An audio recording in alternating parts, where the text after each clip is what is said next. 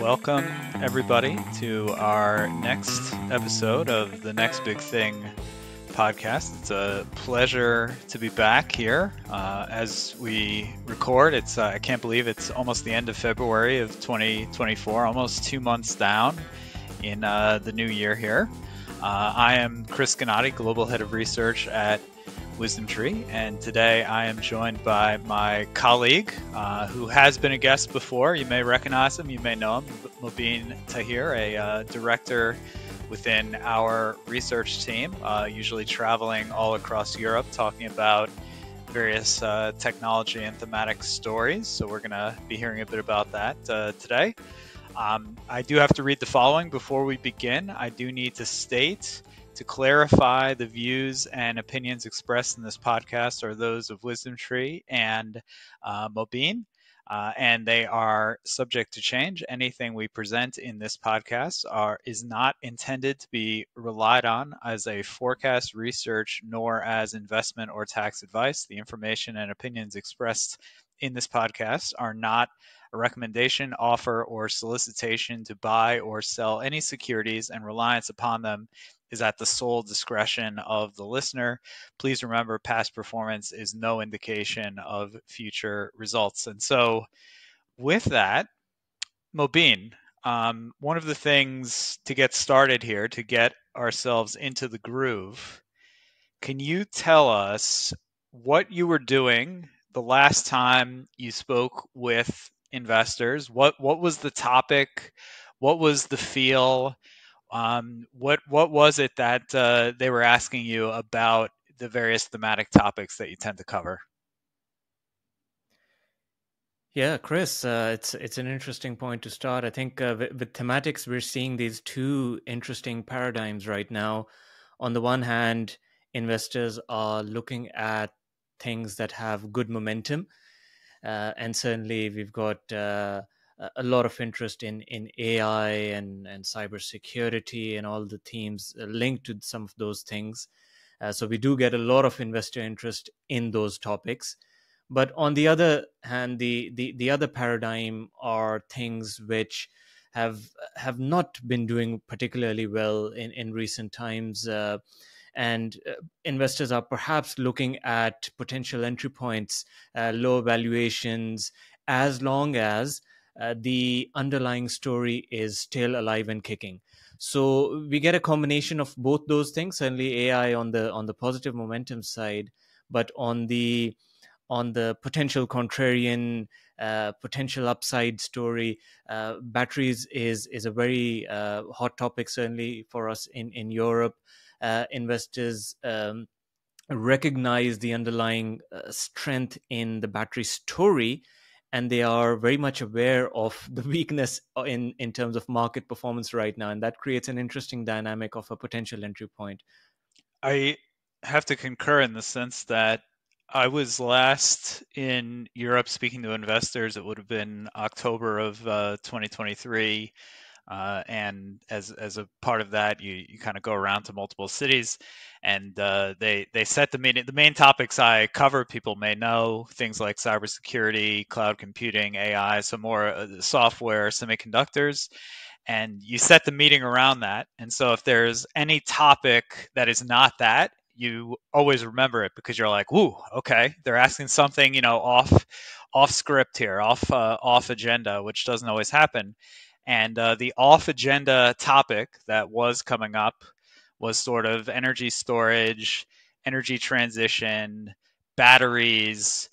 And it wasn't that, they invested in a wisdom tree strategy and it wasn't doing well. It was that the entire space, thinking to October of last year, was just really not doing well. And it is one of the, we have our gigantic thematic research where we look at basically all the mutual funds and ETFs in Europe that people can choose from, and one of the biggest topics does remain to be environment and energy storage and these kinds of things. So it's still one of the biggest topics, but performance has been rough.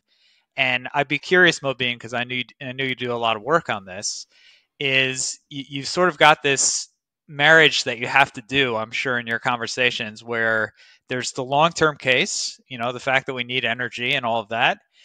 There's the commodity angle, and then there's the fact that performance recently has been terrible. And how do you sort of bring all those pieces of the picture together when you're having live conversations? Sure. So we always keep an eye on the long-term case, and with batteries, we always remind investors that there are two fundamental megatrends that are driving the case for investing in batteries, and the two megatrends are, of course, the electrification of road transportation and the need for static energy storage. And I mentioned the electrification of road transportation first because our energy transition expert partner, Wood Mackenzie, they actually have a view that battery demand from electric vehicles will completely dwarf demand from all other sources in the next 3 decades. So, compared to things even like energy storage or consumer electronics or any other applications which use batteries, will be completely overshadowed by the demand for battery storage going into electric vehicles. And we're seeing some very exciting trends even in that space. We saw in 2023 the world sold nearly 14 million electric vehicles.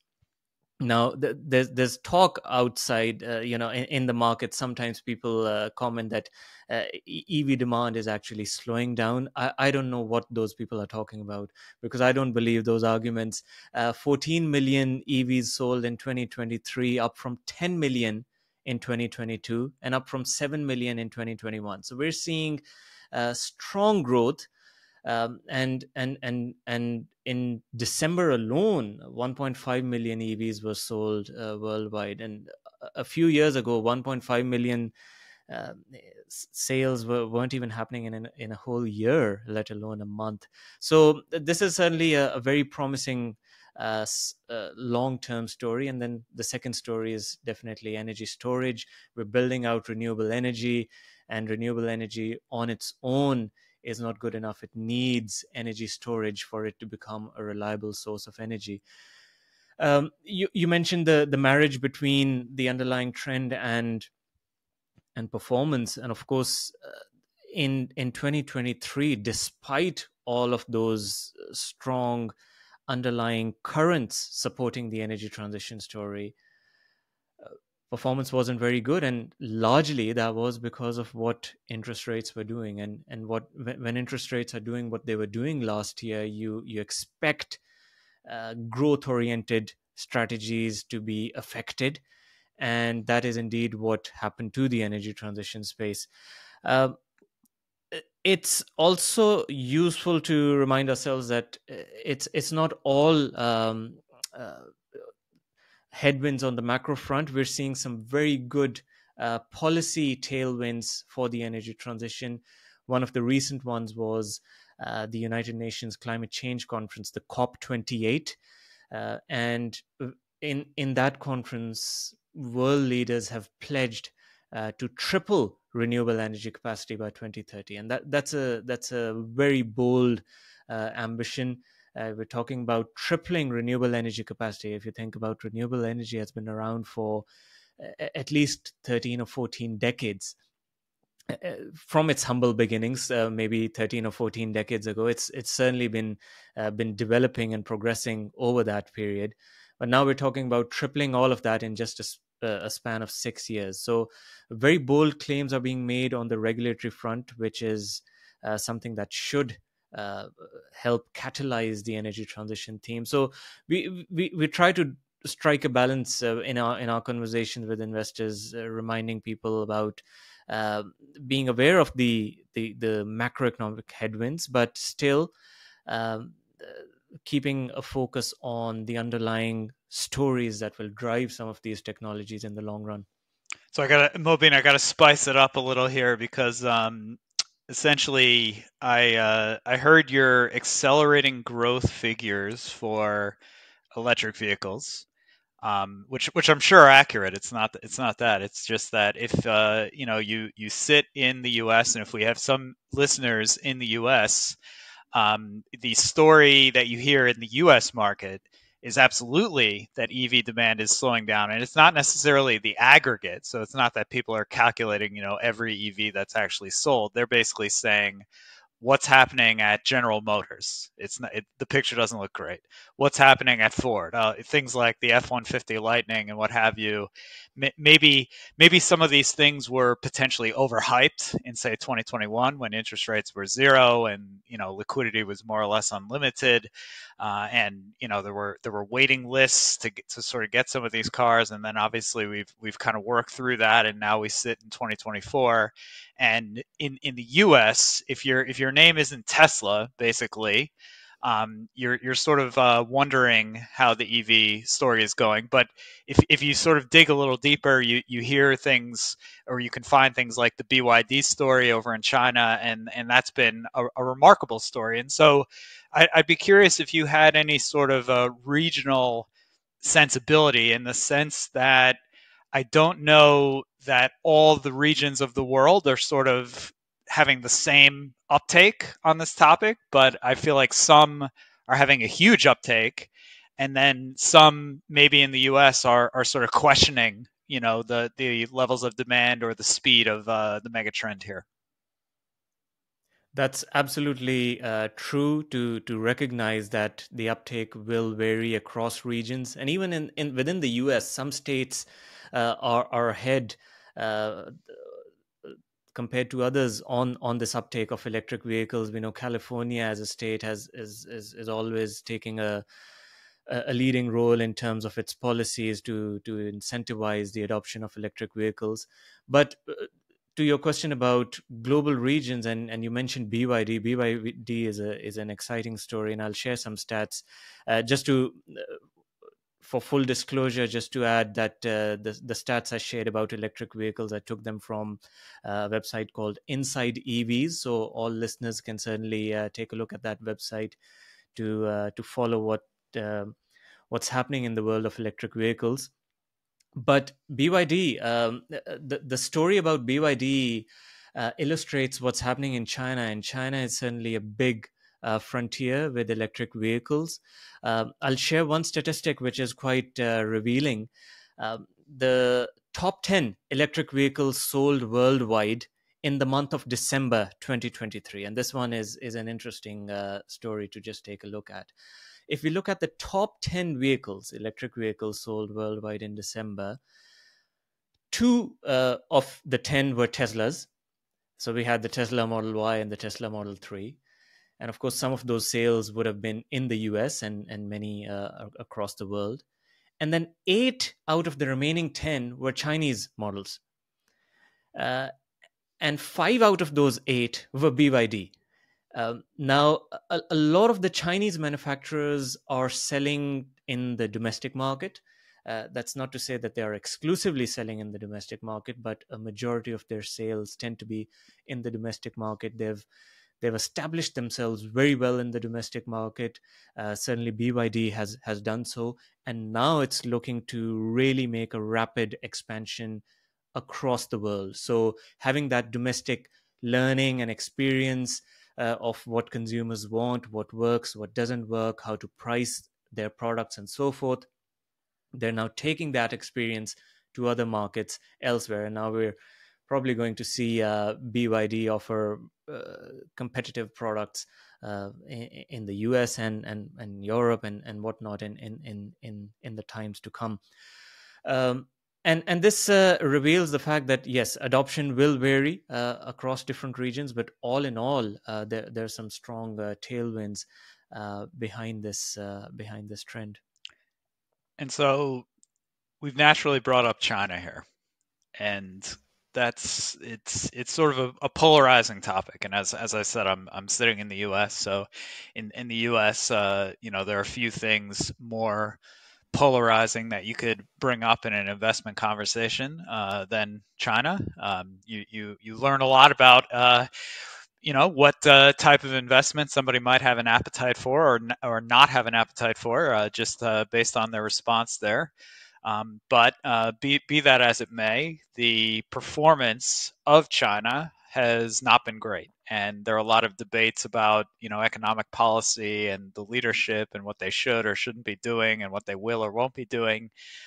But the fact remains, you hear basically of two big supply chains that are of the utmost importance to the world. One of them is semiconductors, which doesn't necessarily go through China, but a lot of it goes through Taiwan, which is super close to China in many different ways.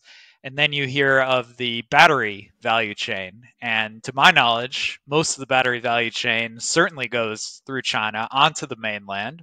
So it's not a small island off of China, it's directly on the mainland where a lot of materials get processed, get built, get assembled in different ways, and then ultimately, maybe for final assembly, go to different places around the world. So it's absolutely a fact. If you're buying an electric vehicle, the battery, the metals, the materials that are in the battery have possibly circumnavigated the globe at least once to go from when they're coming out of the ground until when they're assembled as a battery. And so, Mobeen, how should we think about the China story as it relates to this mega trend? Because at the end of the day, what people have experienced, even if everything we say about China is right and accurate and absolutely the case that the roads have to still go through China for the time being, the performance ends up looking horrible as a result of China's overall macro story not being great. How do we get people comfortable to have the appropriate long-term focus there to possibly have the patience for a possible turnaround? Yeah, I think the first thing to remember is, do you want a representative exposure to a theme, or do you want something tailored to your bespoke needs? So if you're looking to get an exposure to, say, the battery theme, then right now the reality is that China accounts for 3/4 of the global battery manufacturing capacity. Cattle alone is about a third of the global market. And there are other players, like we already mentioned BYD in the context of their automobiles, but BYD, of course, traditionally is a battery company. And um, so China certainly is a dominant player in the battery manufacturing space. And like you mentioned, raw materials, again, if they aren't being produced in China, they're probably being processed in China. uh, so does an investor want an exposure that is representative of the space? If the answer to that question is yes, then that would mean that maybe China has a reasonable or substantial weight in a battery theme. If they want something else that's tailored to them, of course, that's always an option for any investor. They're free to choose what goes into their portfolio. But uh, when we look at the battery value chain, when we define the battery value chain, we look at the state of the world as it is today and where things are headed going forward. And that's where we do still recognize that China has a role to play. Yes, there are cyclical headwinds on the macroeconomic front, and perhaps there is potential for a turnaround there as well. If perhaps we've hit peak pessimism with regards to China's macroeconomic outlook, we may see an improvement in fortunes for China. But for now, we recognize that China is investing heavily, even in renewables. The world's largest floating solar farm, as an example. And I mentioned this example because not only is China leading in terms of scale, it's also leading in terms of innovation. And floating solar is one of my favorite innovations in the renewable energy space, because you're talking about putting solar panels on bodies of water. It's a great way to utilize space, not put solar panels on the ground. You're utilizing the access to sun in the right regions.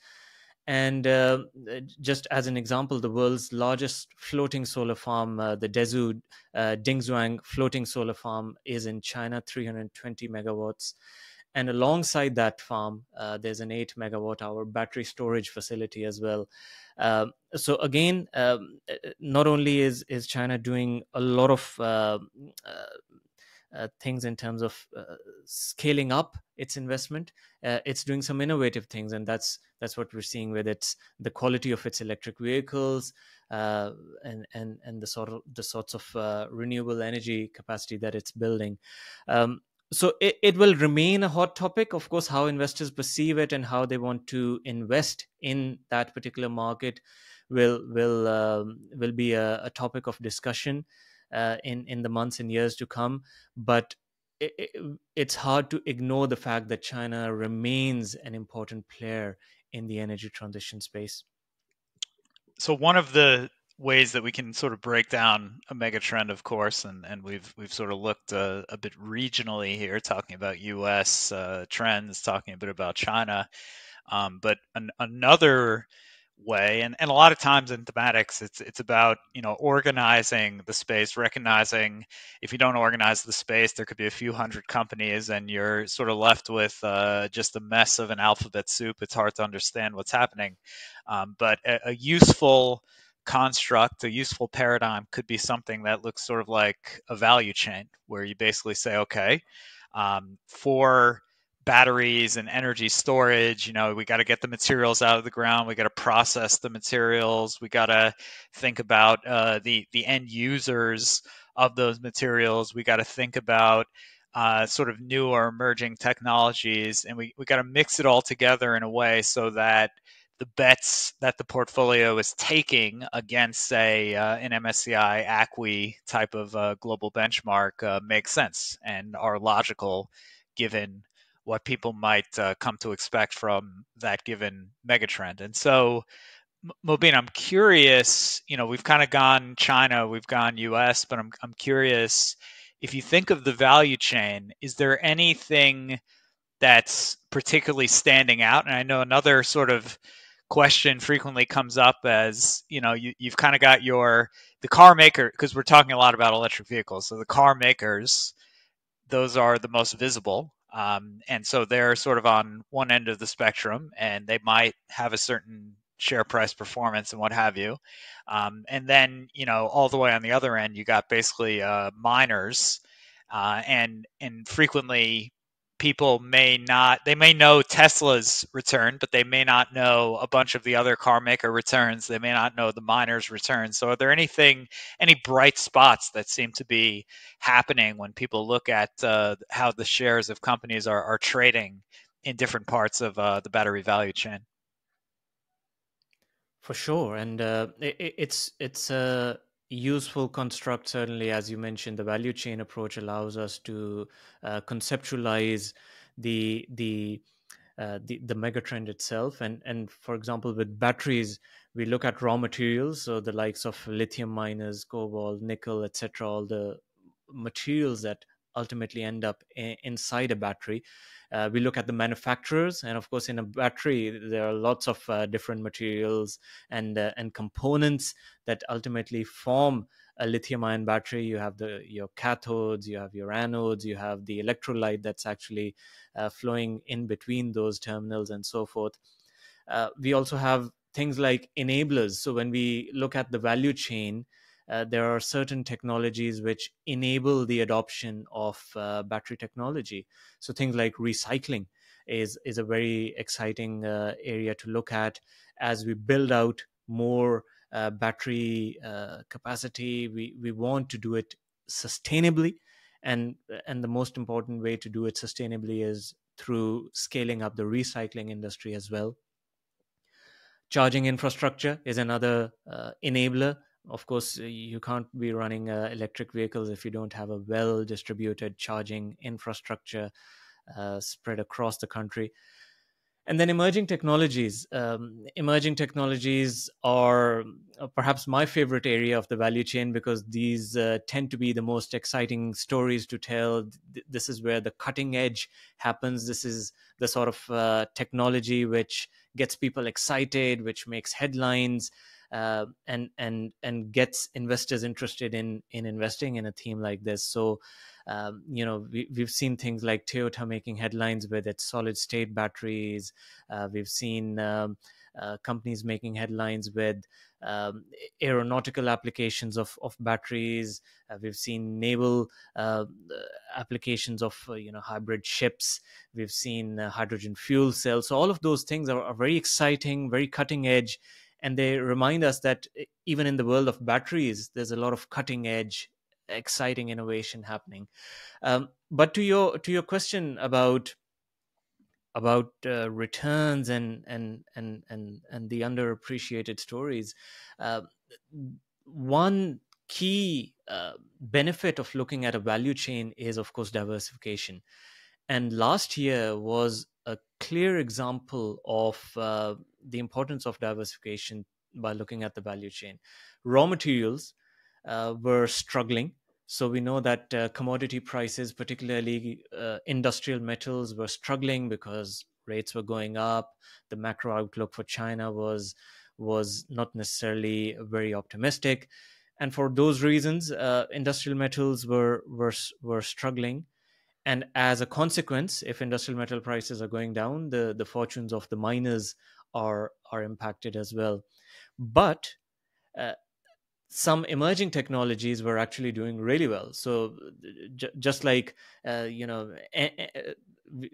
saw ChatGPT making headlines, and suddenly everyone getting excited about AI.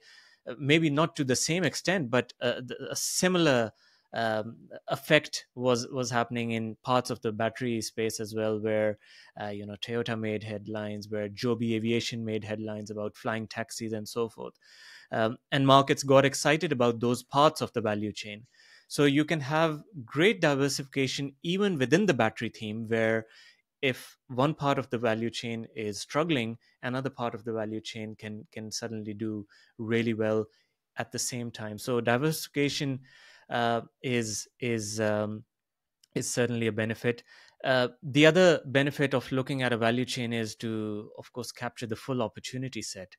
You want, if you're in a theme, and thematic investing is all about staying in a theme for the long run, because uh, the benefits will accrue as the technology evolves.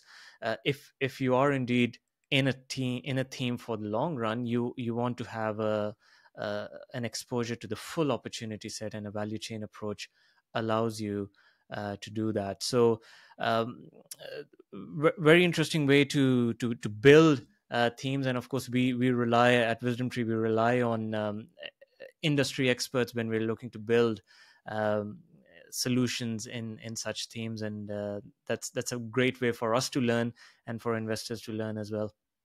So Mobeen, the final battery-oriented, energy storage-oriented question that I think people would be interested to hear. So you're looking forward, everything that we know, given that it's late February 2024 as we're doing this recording. What topic within sort of energy storage do you find most exciting at the present moment? I know you've mentioned, some of these flying taxis, you've mentioned some of these other emerging technologies. Is there anything in particular that maybe investors aren't appreciating it as fully as they should, and you're thinking, maybe later in 2024 or 2025, you might expect to hear interesting and exciting developments coming out? Yeah, so one particular topic could be hydrogen, and the reason why I mentioned that is because it's an underappreciated story. Um, uh, it's not captured people's imagination to the same extent as lithium-ion batteries in recent times, and for that reason, I mentioned hydrogen. We might not see hydrogen-powered vehicles necessarily this year or even next year, but hydrogen will have a very important role to play um, in energy storage and indeed the deployment of that energy in maybe industrial applications.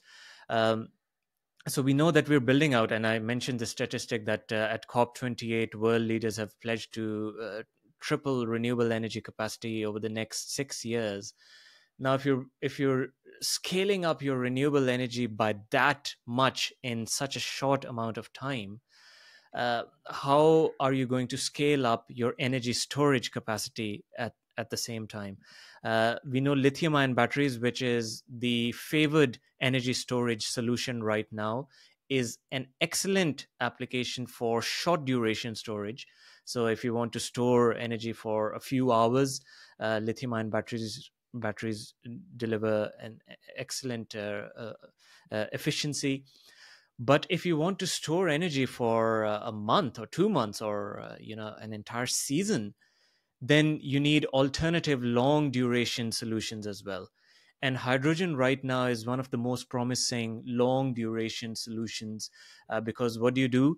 You practically take the current that's been generated from renewable energy and you produce green hydrogen, and that becomes your store of energy. So the green hydrogen itself is a fuel which can then be deployed in a hydrogen fuel cell to power a vehicle, an aircraft, or indeed heat uh, industrial units and whatnot. So uh, it, uh, it's a story which I think is underappreciated, given the pledge that world leaders have made at the COP. So probably industry will realize that in order for us to achieve that bold goal, we have to look at long duration energy storage solutions, stuff that we don't necessarily have at our disposal today. So hydrogen being one example which is doable, but it needs to be scaled up, and it can solve that long duration energy storage problem. So I'm looking out for more headlines um, from the hydrogen story in the year to come than there have been perhaps in the last couple of years. I agree. It's certainly an exciting topic. There was so much hype in sort of late 2020, early 2021. People can go and pull up some of the various stocks like Plug Power, and you could see what I mean there. Almost looking like a heart monitor that goes into defibrillation or something, because of how crazy the charts look. But ultimately, green hydrogen, should we be able to bring it out, you think of one of the key sources of hydrogen, it's right there in the water. So if you're able to separate hydrogen out from the water, sort of like how people talk about fusion power just being almost unlimited, if you can get the hydrogen out of the water, you're carbon free, and you've got an almost unlimited source of energy to play with here. So we'll see how that continues to evolve. Now, something we wanted to do on this week's episode is we wanted to take a pause and then flip it around, because we feel we'd be remiss to not recognize, for instance, as we're doing this recording a few days ago, NVIDIA posted their earnings for the full year of 2023, essentially. And NVIDIA is a company that is now synonymous with AI. So you can say NVIDIA or you could say AI, and I feel like people almost take the same meaning. The other intriguing thing is, if we were doing this discussion a year ago, if you're curious, what was NVIDIA's market cap a year ago? It was, in say the 550 billion USD range. And if you look up NVIDIA's market cap, and I admit I can only look it up, as of late February here. So we'll see how this evolves. But when I last looked, it's over 1.9 trillion. So 1.4 trillion of incremental market cap added in a single year. That's pretty staggering as these stories go. And you look, another sort of cool stat that I was looking through the 10K filings, and you sit there and you say, the stock price performance has been so amazing, but back in 2013, NVIDIA was earning 560 or so million USD for a given year, and according to the 10K that they put up a few days ago for essentially the 2023 year, they earned almost 30 billion, and that's net income. That's profit. That's not, revenue or anything like that. So just an unbelievable story of partly being in the right place at the right time, namely ChatGPT comes out and they have the perfect product that everybody wants to sort of accelerate that, but also a story of sort of exponential growth as you sort of look at the chart, whether it's revenues or profits, and the 2023 result dwarfs any of the other years in terms of the incremental growth relative that you see on a year-to-year basis.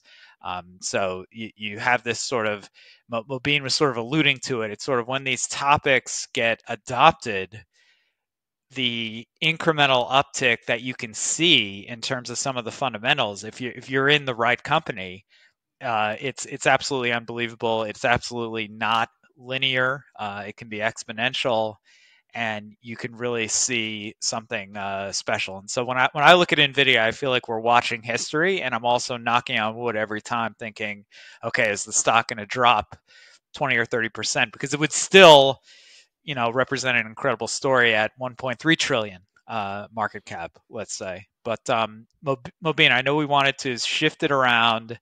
You had some things you wanted to ask me about, say, software and AI and things of that nature. So please feel free. Sure, and thanks for the opportunity for me to pose questions to you, Chris. And you've already set the scene with NVIDIA and NVIDIA's earnings, and I know we've talked a lot about electric vehicles, and some people call the modern car a computer on wheels because there's so much computation happening in a car that it's practically feels like you're sitting inside a computer. And of course, if we are talking about computers, we have to talk about semiconductors, and indeed NVIDIA.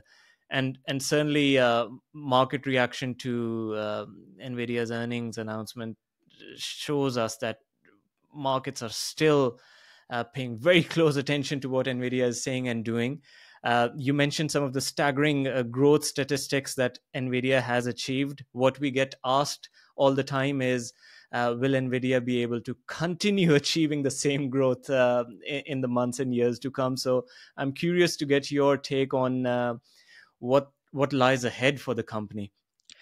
It's fascinating in the sense that we probably would have a very tough time predicting, and there's a classic sort of paradigm where in the short run we are sort of too optimistic in terms of what might happen in the short run, could be a year or two, and then in the long run we absolutely, and think of what you would have seen in, say, 2013. Like, if you're honest about what we knew at that point in time, NVIDIA 560 million USD of profit, and if you said in, say, 10 or 11 years the profit is going to be 30 billion, almost no one's going to actually believe that. It sounds completely crazy. You're not even, delivering profit of 1 billion, and you're saying, basically a 60 times multiple, roughly speaking, on the profit. And yet that's what has happened. And so one of the things we have to remember is the share price and the market cap that you see today is not sort of a greatest hits album, recognizing all these past achievements that we already know and can look up, and they're not even debatable because they're just facts now, listed and filed and there for all to see. That the current price is sort of predicting where we go next. And I saw a very interesting article in the Financial Times where it was sort of referencing a firm that had, any model makes a certain amount of assumptions, but they were basically saying to support NVIDIA's valuation, one of the things that they have to do is they have to 10x their revenue over the coming decade. So you basically say, what's the next decade? Well, that gets us to 2034, roughly speaking. And what should NVIDIA's revenues be if they truly did 10x? Well, their revenues for the last 12 months were about 60 billion USD. So that would mean 600 billion. Now, it's not impossible. I state that at the outset, but I also recognize that NVIDIA is well known for sort of these very specialized H100, soon to be B100 chips. They accelerate AI computations. They've sort of taken the idea of the graphics processing unit and amplified it with some specific modifications that are very, very good at training these large language models. And so those type of chips are just one aspect of the semiconductor market, which is very, very broad, and there's all kinds of chips and new chips being developed all the time. And the entire chip market, not just AI related, is only, on the last year or so, maybe 530 billion USD. So, NVIDIA is not going to have 100% market share. And you're sort of looking at the picture saying, is it us succumbing to the fallacy, thinking it's just so hard to actually forecast exponential growth, and maybe we're underestimating. Maybe NVIDIA does 15 times multiple on their revenue, but these numbers are getting so big. It's very difficult to look at that and say, oh yeah, that's obviously going to happen. I feel like almost nothing is obvious, but you see some of the things the company is doing. There's more and more of these partnerships being announced. One of the things that I know we talked about before, Mobeen, was sort of the idea that you can think of NVIDIA's competitors as, AMD, which is making its, MX 300 chip, and that's a great chip, and they're going to do a few billion in revenue this year. I think when they put out their earnings, 3.5 billion in revenue expected. So to put that in context, NVIDIA, just their AI and sort of data center segment is getting towards the range of 50 billion, and AMD is coming out and saying 3.5 billion in terms of their most recent guidance. And so, you could say AMD is a competitor, but are they really on the same scale? Not yet. And you think about it and you say, well, Microsoft is designing their own chips, and Amazon's designing their own chips, and Tesla's designing their own chips. So in a way, each of the big companies that are running the applications are designing their own chips. So you could say that all these companies are seeking to ultimately compete with NVIDIA. But I sit back and say, well, if I know that, Jensen Huang, CEO and founder of NVIDIA, he knows that as well. And so you are seeing articles coming out of partnerships and the like. And when you think of sort of AI and what NVIDIA does, it's not just the chip. There's a software platform. People might have heard CUDA. That's sort of the overarching name of the software platform. NVIDIA is doing a lot of things to kind of integrate themselves into anyone that's trying to train and run these large AI models. And similar to when you step back and you say, if you're an Android user, you have a certain degree of comfort. If you're an iPhone user, you have a certain degree of comfort. You don't want to just switch. There are elements here at play where if you start off running your models on NVIDIA's system, which includes the semiconductors and the software and the whole stack, it may not be the easiest thing to just say, oh, I'm just going to use another system and go in those directions. So NVIDIA is innovating at an incredible rate, putting out, I think, 2 or so chip models a year. And they're doing things across the board that other companies are going to have to respond to. And I step back and say, look, maybe they can 10x their revenue over the coming decade. So, Chris, we've talked a lot about chip design and how markets are excited about NVIDIA and other chip makers. But I want to ask you about the actual supply of some of these chips to the market, because When first COVID lockdowns happened 4 years ago, and it's crazy to think that first COVID lockdowns happened 4 years ago. One of the things that happened was there was an acute semiconductor shortage, and we talked a lot about electric vehicles in this episode. And EVs were hit particularly hard because if you were putting in an order for a new electric vehicle at the time, you were waiting for at least a year, if not much longer, depending on which car you were interested in. So 4 years on, I'm curious to get your take on how you see the global supply of the actual chips themselves across industries. Has the situation improved, and what's your take on where things are right now? So the semiconductors market, and you sort of say, where do these semiconductors ultimately end up going? Some of the bigger categories where semiconductors end up going, automotive. So we were just talking about electric vehicles, and an electric vehicle. It's well known that you need more semiconductors. And when I say semiconductors in this context, you could have some of these chips which are fairly basic, fairly inexpensive, certainly not NVIDIA H100 type caliber by any means. But they're controlling a very very specific function in the car, and cars are very safety conscious. So if that function is suddenly just not there because the chip is unavailable, even if the chip costs 50 cents or $1 or whatever it might be, the car itself cannot be completed. And so you've got all these very, very specialized different kinds of chips that allow cars to run. And so that's one sort of key source of demand, which has gotten less attention recently. You don't feel like there's a shortage. You don't feel like the inventory is too high. You just feel like it's sort of muddling along almost in a neutral paradigm. Then you've got the smartphone chips, and this is where there's some anticipation in the sense that we have a lot of discussions, and people will say, I get the story. I get that we need more chips, just like we need more batteries. But I look at the stocks, and I don't like the valuation. That's a very frequent discussion, and it's tricky because it's not like semiconductor companies, for the most part, are value stocks where suddenly they look cheap.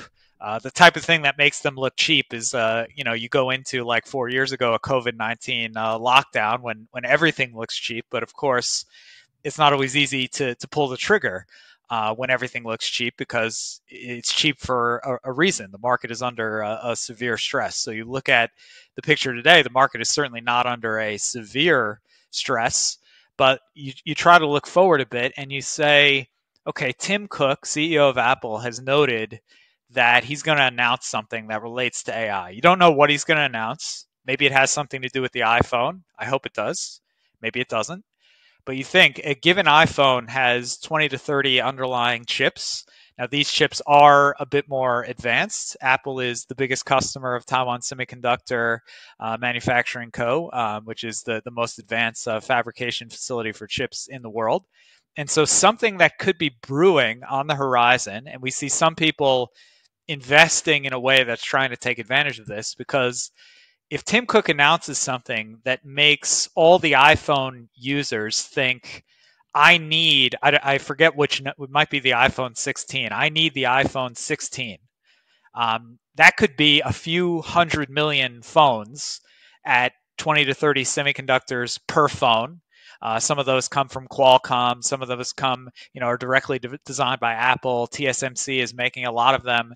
And so, in a way, one of the biggest things that can happen to the semiconductor space is there's a catalyst that makes people believe they need that next round of hardware. Another factor to have in mind. So you've got the smartphone factor over here. I know Intel announced an AI capable laptop. It feels like they announced it. I haven't heard much more there. Intel's, if there is a value stock in the chip industry, maybe it's Intel, because Intel does not frequently get mentioned anymore in the same sentences as, say, NVIDIA, for growth oriented reasons. But you step back and you say, if there's something that happens that makes people think, I got the new laptop in 2020 because it's now work from anywhere, and you're in the pandemic, and now the laptop is 4 years old, let's say, that could signify a time to replace the laptop, especially if companies are coming out saying, well, if you get the new model, it's capable to do this with AI that makes you 20% more productive, or whatever the figure might be that they're looking to sell. And so this idea of AI inspiring people to possibly refresh their hardware could be something that creates a demand for all different types of semiconductors. And then this buoys the industry. It's a very cyclical industry. And so you had the run up sort of in 2020, 2021. Then obviously, you usually you end up with an oversupply. So the inventories are too high. You've been working your way through those inventories. And a lot of people are saying in the first part of this year, you're bottoming out. And in the second half of this year into next year, you're going to see demand increasing, and you go into another cyclical upturn in semiconductors broadly. That's not just AI semiconductors, that is all semiconductors as we move forward. So, Chris, one of the things people might need to upgrade their hardware for would be to run more sophisticated and advanced large language models.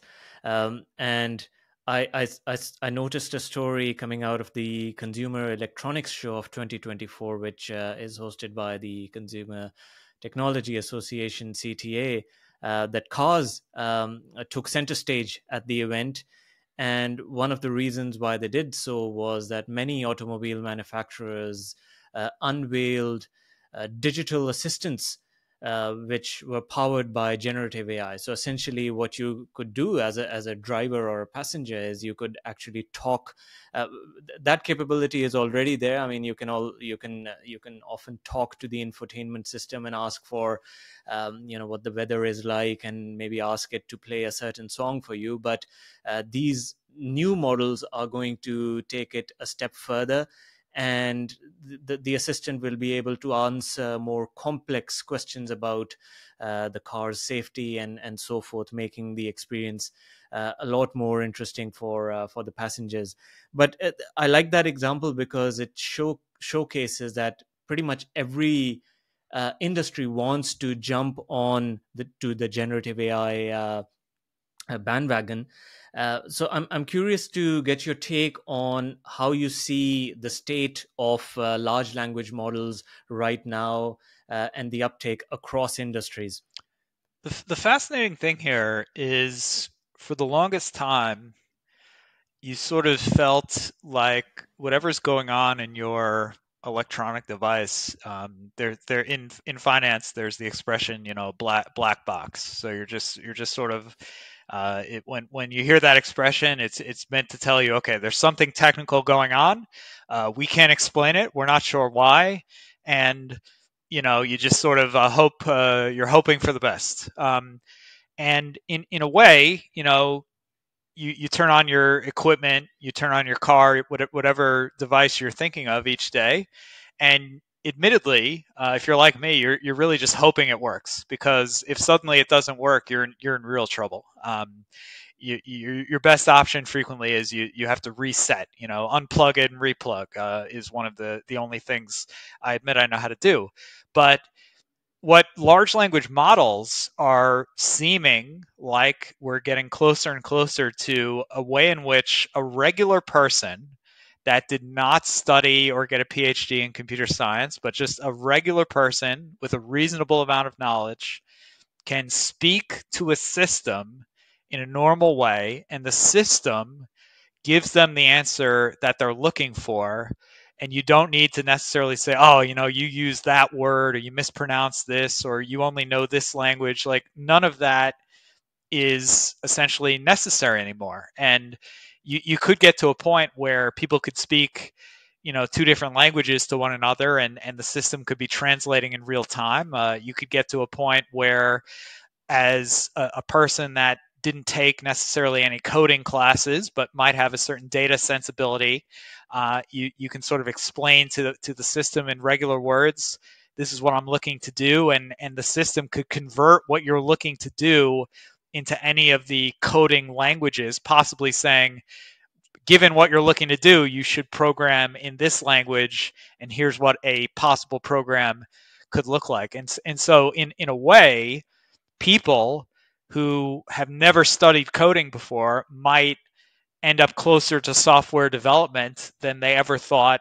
would be possible. And there are a lot of interesting examples of things like that where, again, the idea is you're taking something that formerly would have required interacting with technology, with hardware in this super specialized way, and you're making it so that interacting with hardware is almost like interacting with another person in certain respects. When you speak to another person, it's just understood that if they react a certain way, it's a bit weird. If they react in another way, it makes complete sense and it's a nice overall experience. And so the system being able to react to you and to basically predict what you're really looking for and what you really want, it's a fascinating thing to see as these models develop. So, Chris, maybe I'll throw one last question. Might be a useful place to wrap the discussion about the Magnificent Seven. And when I was talking about the battery value chain, I spoke about the virtues of diversification. Now, in 2023, of course, this notion of the Magnificent Seven came to the fore.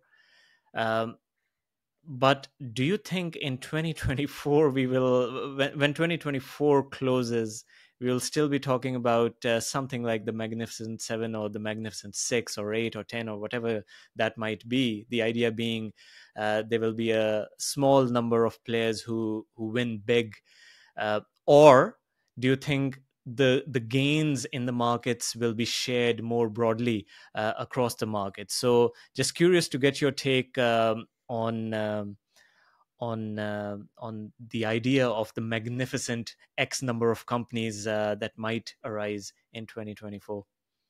Absolutely, and you kind of look at it, and it's been a fascinating ride. I know historically the idea of the market being driven by far less. So if you think of the market as like an S&P 500, okay, roughly 500 stocks, give or take, uh, but in any given, say, period of time, are all 500 stocks really making a strong contribution? Not really, at least if history is any guide. It's always the case that a narrower subset does a lot of the heavy lifting if we're seeing significantly positive performance. But there is this sort of impression that a year like 2023 happens, and then if you go to, say, a NASDAQ 100, it's even more pronounced, and you're now in this position where it's clear that everything is sort of over-indexed now to these couple of extremely large companies. And as a society, we seem to place a huge value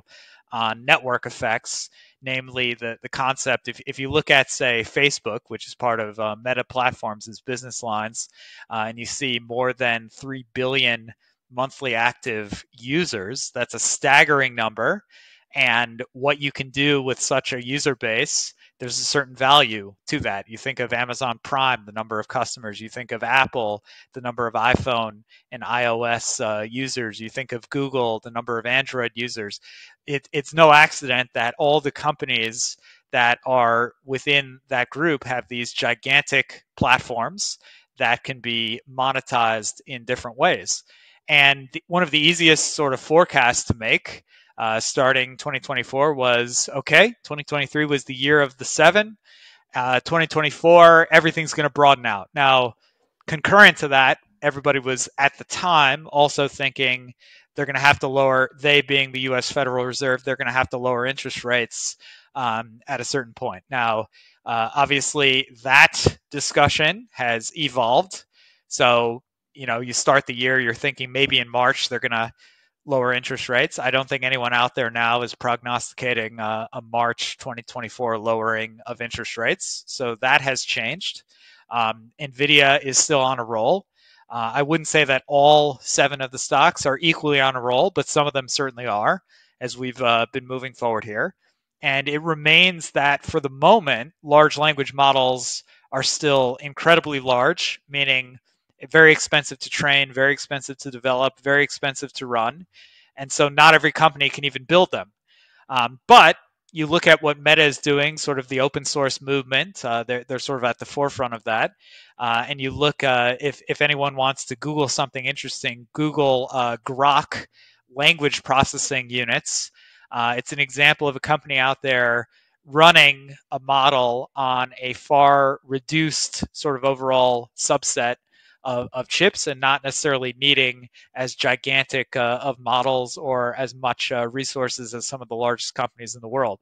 And so the X factor as we look at this could be the open source movement takes off and you are seeing smaller purpose-built models being run directly on edge devices like smartphones, like cars, and not necessarily needing the gigantic support of the data centers. So we'll ultimately have to see. So far this year, first 2 months, it looks like the 7 or the small subset of super large companies are still leading. But I'm sticking with, and I will close on this statement. I'll basically say we started the year saying our contrarian idea of 2024 was biotech, the bio revolution. That remains to be true, but I do admit in the first 2 months we haven't had any action really in terms of significant performance uptick there. But we're keeping the faith and recognizing that biotechnology is one of the best applications, in our opinion, for artificial intelligence and these kind of models. And so, as Mobeen alluded to, we've come up against the barrier of time. We could, of course, talk about these topics for the rest of the day here. But look, it has been an absolute pleasure on this episode of The Next Big Thing. And we look forward. Please follow the podcast because we're going to be back. We're going to keep putting out new episodes as often as we can. And with that, I'd like to wish everyone a great day, and we look forward to speaking with you next time. Take care.